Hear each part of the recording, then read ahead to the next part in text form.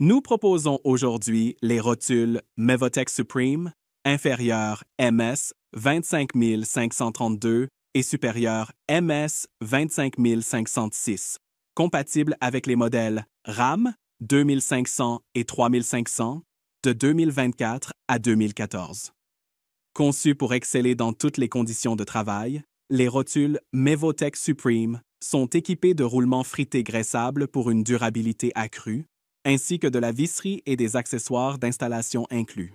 Pour la préparation, assurez-vous d'avoir tous les outils nécessaires. Plus important encore, une presse à rotules avec les adaptateurs et coupelles adaptées, une clé dynamométrique calibrée, un séparateur de rotules et de biellettes de direction, et tous les équipements de protection individuelle, EPI, nécessaires à votre sécurité. Pour commencer, soulevez et soutenez correctement le véhicule.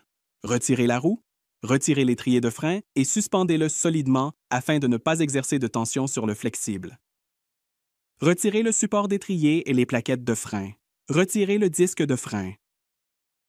Retirez l'extrémité de la biellette de direction ou de la barre de direction du bras de fusée et suspendez-la. Le cas échéant, retirez l'écrou de moyeu de l'arbre d'essieu.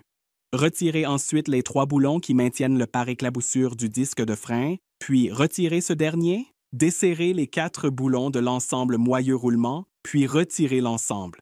Retirez ensuite l'arbre d'essieu du carter d'essieu.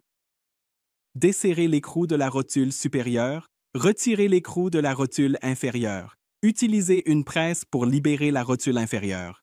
Retirez l'écrou de la rotule supérieure, puis retirez la fusée d'essieu. Sélectionnez ensuite les coupelles et adaptateurs appropriés pour la rotule supérieure. Assemblez la presse à rotule et retirez la rotule supérieure. Assemblez ensuite la presse à rotule inférieure et extrayez-la. Utilisez de la toile émerie et des disques de nettoyage pour éliminer la rouille et la corrosion des alaisages et des surfaces du carter d'essieu. Préparez l'installation de la rotule inférieure en marquant l'emplacement du graisseur sur le carter d'essieu, comme illustré ici. Positionnez la rotule de manière à ce que le graisseur soit aligné avec le repère sur la fusée d'essieu. Installez la presse à rotule et tournez la vis de pression pour installer la rotule dans la fusée. Commencez par travailler lentement pour vous assurer que la rotule n'est ni tordue ni mal alignée lorsqu'elle est enfoncée dans la fusée. Continuez à l'enfoncer jusqu'à ce qu'elle soit bien en place. La rotule inférieure est fournie avec l'accessoire Boot Stoller, qui permet d'installer le soufflet avec une pression uniforme sur tout le pourtour.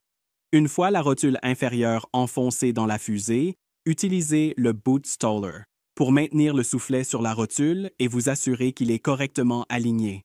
Frappez ensuite le Boot Stoller avec un maillet jusqu'à ce que le soufflet soit bien en place. Installez maintenant la rotule supérieure. Préparez l'outil de presse avec les adaptateurs appropriés et installez la rotule supérieure. Installez le graisseur sur la rotule supérieure.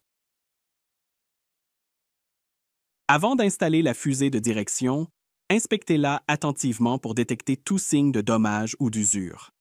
Nettoyez et inspectez les alaisages coniques de la rotule pour déceler toute ovalisation. Nettoyez la biellette de direction, la rotule, le moyeu de roue et les oreilles de fixation de l'étrier de frein. Appliquez une fine couche de graisse sur les oreilles de fixation de la rotule afin de permettre au soufflet de rotule neuf de glisser sur cette surface. Installez maintenant la fusée d'essieu sur le carter d'essieu. Installez l'écrou crénelé supérieur de la rotule pour la maintenir en place.